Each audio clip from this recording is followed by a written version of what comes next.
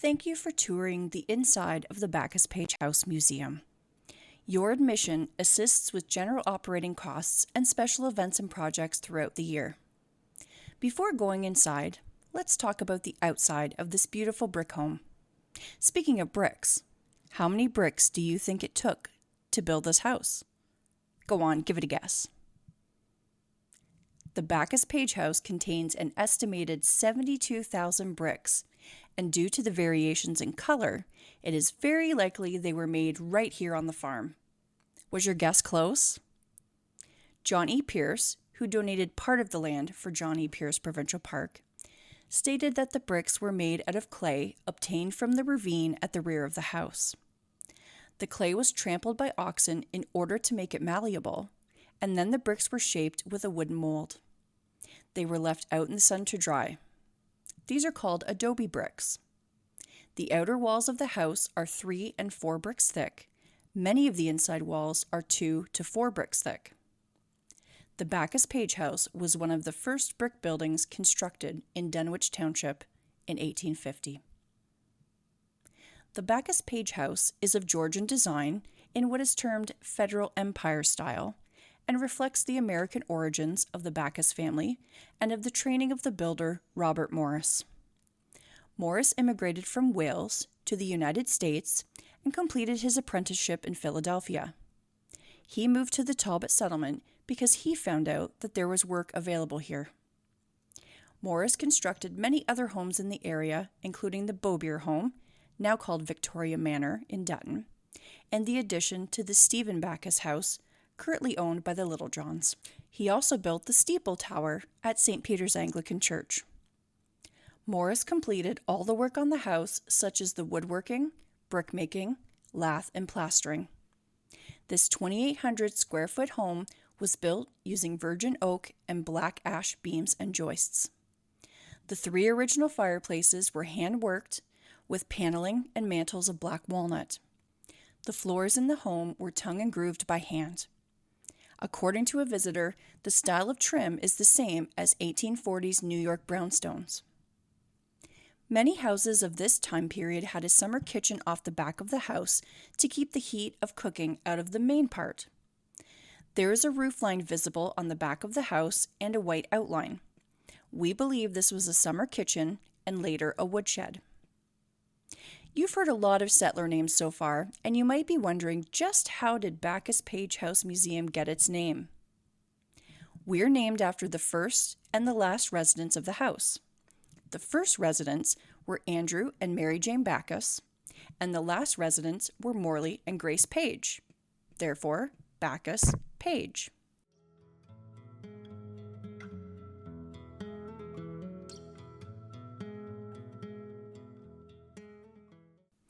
You have now entered the kitchen, where the floor in here and the entranceway are made of black ash. Mary Jane Backus spent hours in this room cooking on a wood stove, preparing meals for her family. What's one thing you notice is missing from this kitchen that you have in your modern kitchen? How about running water? Mary Jane and her daughters would have had to travel back and forth to the well for any water they needed, not just in the kitchen, but for bathing, laundry, and house cleaning. That's why we've placed the buckets and shoulder yokes near the back door, since they would have been frequently used during the day. Behind the stove is a bathtub where the family would bathe oldest to youngest. If you've ever heard of the term, "don't throw the baby out with the bathwater," this is what it refers to. In front of the window is a daybed. A daybed could have been used as a bed for sleeping or for sitting and lounging. We have placed the bed here in the kitchen for the purpose of showing where a farmhand would have slept. Instead of sleeping upstairs with the rest of the family, farmhands would have slept on a separate level of the house or out in the barn. Note the stove in the far corner.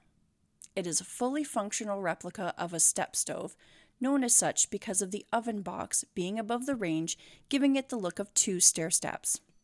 There are 4 burners plus 2 warming places on top of the oven. Mary Jane would have dried herbs, clothing, and kitchen linens on a drying rack above the stove, as well as using an outside clothesline. Water for laundry would have been heated up on the stove, or in warmer weather, outside on a fire. The family would have eaten their meals here in the kitchen unless there was company to warrant using the dining room. A local diary states that the Backus family ate their first meal in the home during the summer of 1851.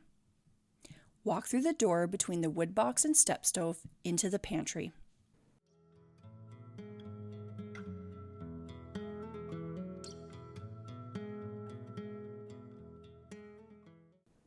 This room would have stored all their foodstuffs and been the site of all the prep work and washing up for meals. In front of the window is the dry sink. Water would have been dumped into the large tub and used for washing dishes. The dirty water wouldn't have been wasted, though.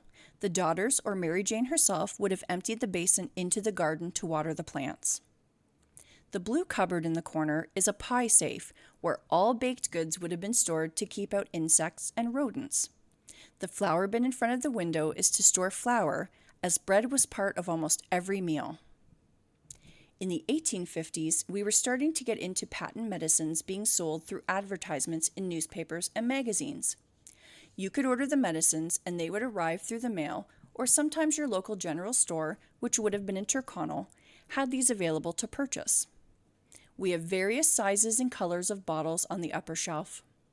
Since there wasn't a doctor in the area at the time, Mary Jane would have used herbs from her garden and plants found in nature to make salves, tinctures, teas, and poultices for common ailments. She, too, would have used these types of bottles for storage. You can see one bottle on the shelf still with most of its label and contents claiming to be snake oil used as an antiseptic, which might reduce the possibility of infection. Walk through the door to the Backus' parlor.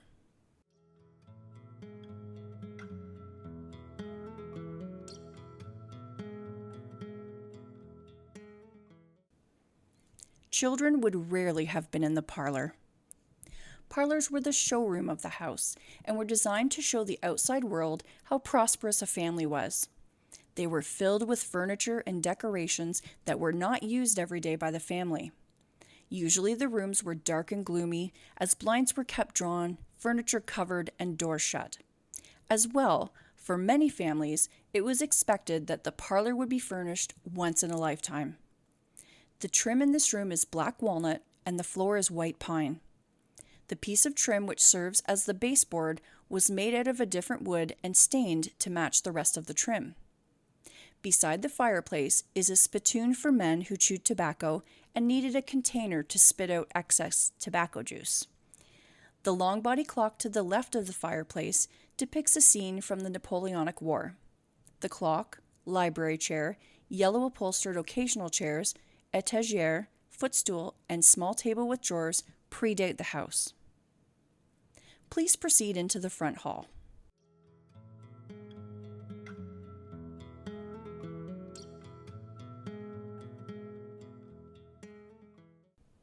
Notice the clothes railings. This was typical in a farmhouse of this era. The front door is the original door from when the house was built. It is made of white pine, which weathers well. Even though the surrounding parts have been redone, the door itself has survived the years.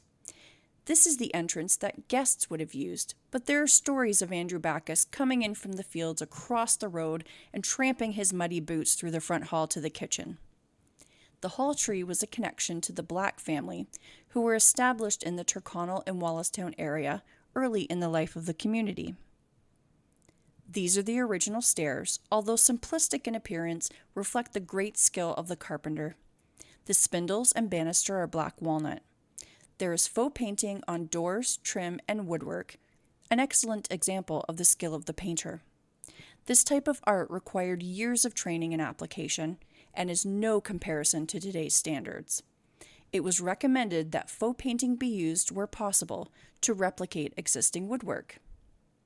Please continue up the stairs and remember to use the handrail.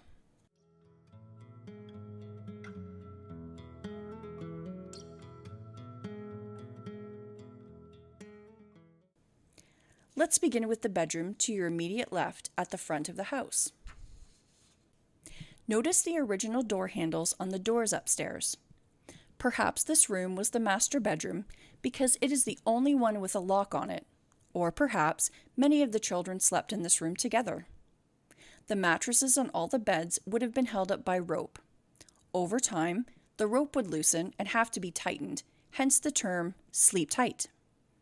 Underneath the large bed, you will notice a trundle, truckle, trumbull, or hurley bed attached to casters. This is a great space-saving way to add more sleeping areas. This would have been a young child's bed, as it prevented them from falling out of a higher bed and kept them close in case they cried. Mattresses would be stuffed with straw, corn husks, or any suitable plant materials and require frequent changing. Since most people only had 2 outfits of clothing, one for work and one for church and special occasions, you didn't need much room to store clothing. You'll notice that none of the bedrooms in the house have closets. This room has a wardrobe that originated at the Pierce homestead down the road. We've set out a chamber pot, a bedpan, and a commode. Outside we have a replica outhouse. Make sure to check it out before leaving. Chamber pots were used during the night so no one had to find a light source and make the long trek outside to relieve themselves. In the morning, you would take your chamber pot with you to the outhouse to be emptied and bring it back inside to be washed and put back under the bed. During the day, you would use the outhouse, or if out in the field or forest, you went where you could find a modest place. As for supplies, the luxury of toilet paper was unheard of. Folks would use leaves, fur, corn cobs, or pages from newspapers and magazines. Joseph C. Gaiety of New York was the producer of the first packaged toilet paper in 1857. It consisted of moistened flat sheets medicated with aloe named Gaiety's medicated paper, and Gaiety's name was printed on every sheet. Most residents in our area would not have purchased this medicated paper, but would continue to use the more economical leaves, rags, and newspapers. On the washstand beside the bed is a hair receiver. People would save their hair when they brushed or cut it to be woven or plaited and put into lockets, to be left visible through cut glass windows of a brooch, to be made into watch chains, bracelets, or jewelry, and to be placed inside a pincushion so that the oil from the hair coats sewing needles, making them easier to slip through material. In the window, there are slates for school and some toys. The little horse made of bone was found in a post hole on the Stephen Backus farm. We've placed 2 hooked rugs in this room that were made by many museum visitors over a 3-year period. One is a star pattern, and the other is a hit and miss pattern that uses cloth scraps, but it adds so much color and warmth to a room. Let's move to the next bedroom on your left.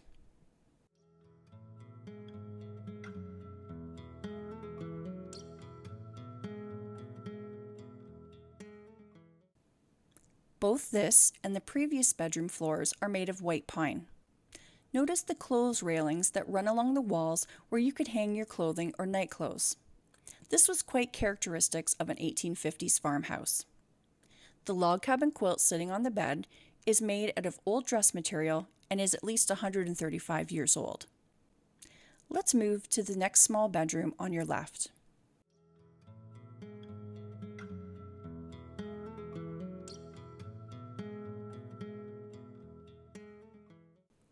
This was probably used as the children's room. It would have got most of its heat from the kitchen below and the heat rising up through the stairwell. The floors in the rest of the upstairs rooms, including this one, are made of tulip tree. This room is now our Talbot room. All the furniture in this room has at one point belonged to Colonel Thomas Talbot. To the left is a beautiful bed used by Charles J. Stewart, the Anglican bishop of the Diocese of Quebec, from 1826 to 1837. Colonel Talbot had the dresser and the bed commissioned especially for the bishop's visit to the Talbot settlement. It is noted the bishop had visited the settlement previously in 1820 to 22 while he was a minister. This decoratively carved bed is supposedly made by a carpenter from the town of Fingal or Middlemarch. Just around the corner of the door sits the chest of drawers. This was used for the bishop's clothes and other belongings. Note the dresser has locks on all drawers. On the walls, there are some original land deeds dating to the early 1800s and signed by Colonel Thomas Talbot himself. The bed on the right is rather simple but sturdy, and this belonged to Thomas Talbot and was still used up until recently, being donated to the museum. In the windowsill, you'll notice a red brick. This may look like an ordinary dirty old brick, but this artifact is rather unique. It was part of Malahide House, Colonel Talbot's home, which was sadly demolished in 1997. When the colonel landed in Port Talbot on the 21st of May, 1803, he and his hired help erected a log house on the hill facing the lake overlooking the valley of Talbot Creek to the northeast. The house had 3 rooms, a storeroom, sitting room, and kitchen. What the home lacked in beauty, the location it was in made up for it. As years went by, additions were built on, adding to its splendor. Feel free to pause the tour and read our Talbot panel.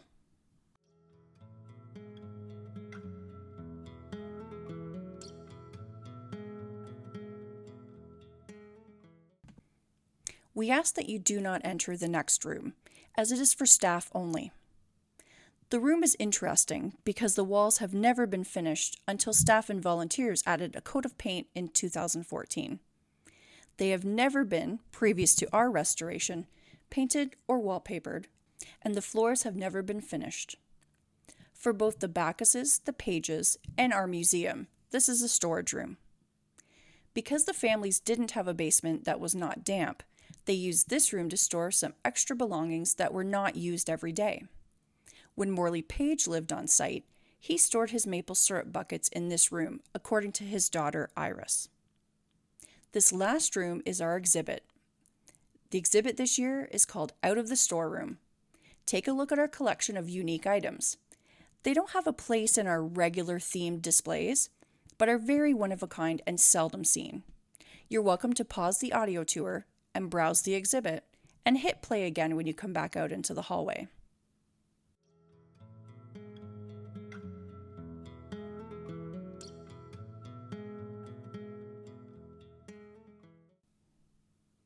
Notice the size of floorboards in the landing. They were cut out of tulip wood. It would be very difficult to find planks of this size today.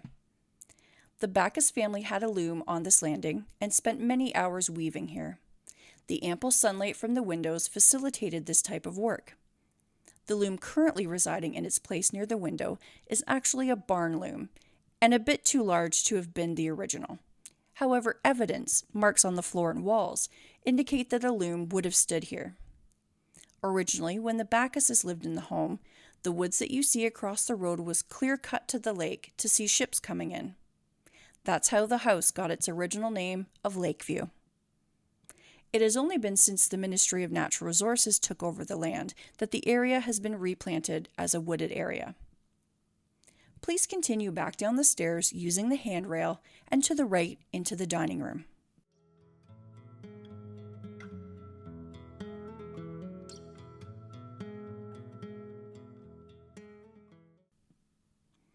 This room was the dining room because of the connecting door to the kitchen. The wood is white pine. The chimney that houses this fireplace is divided in two, and there is a fireplace in the room behind. The windows in the house are called 6/6 after the 12 window panes. If the carpet under the table is pulled back, the floor under the dining room table isn't finished. The Backuses would have always had a rug down, therefore no need to finish that small patch of floor. We have evidence in the fireplace that it was once used to cook on before the arrival of a stove. In the fireplace is an eye for where a crane would have been to cook over. This would have been used before and likely after the wood stove was installed, even just to keep water boiling for humidity in the winter and, of course, warm drinks. The fireplaces are distinctive and reflect the Regency period in their design. They were constructed in a mortise and wooden peg Old World craftsmanship manner. They reflect the skill and age of the craftsman, in this case an older craftsman who was probably trained in Europe. Please move through the far left door and into the last room of the house.